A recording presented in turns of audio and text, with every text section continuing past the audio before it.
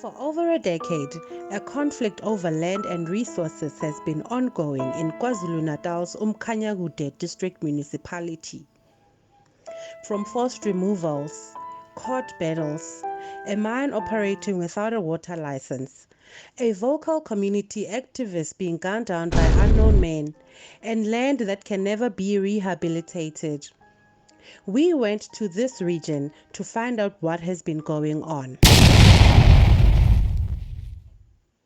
For these communities, just a few kilometers outside of Mtuba, their troubles began when Somkhele mine began operations in 2007.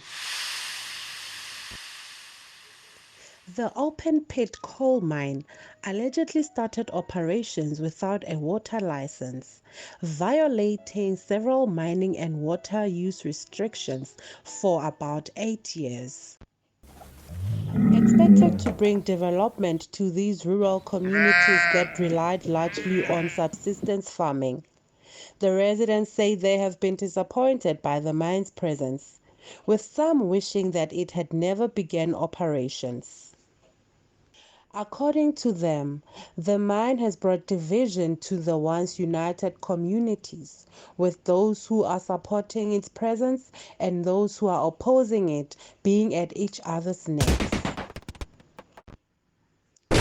And the unresolved murder of the late activist Fikile Ntshangase has made the situation more scary for the women in these communities, who say that they no longer have a voice and do not feel safe expressing their dissatisfaction with the mine.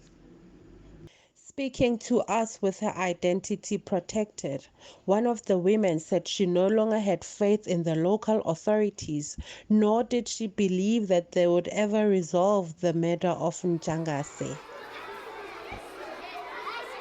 Meanwhile, an educator from an early childhood development center in the community told us that she was worried about the health of the children at the center. According to her, the noise and air pollution from the mine had affected the teaching and learning environment at the center. One of the few residents who refused to move from his ancestral land, Sifiso Sangweni, said the mine had been using bullying tactics to get the residents to agree to move from their homes. Something that Sangweni believes was a violation of their rights. According to him, the mine had also not been transparent with the relocation and the compensation that was offered to residents. We took a walk around the village of Somkhele with Sangweni, who showed us some of the damage that he claims was caused by the mine.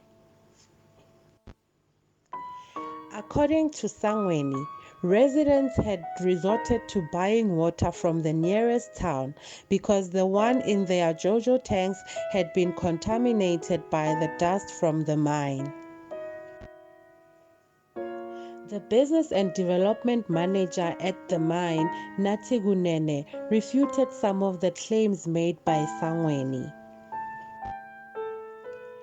Kunene refuted claims made by Sangweni that water had been contaminated by dust from the mine.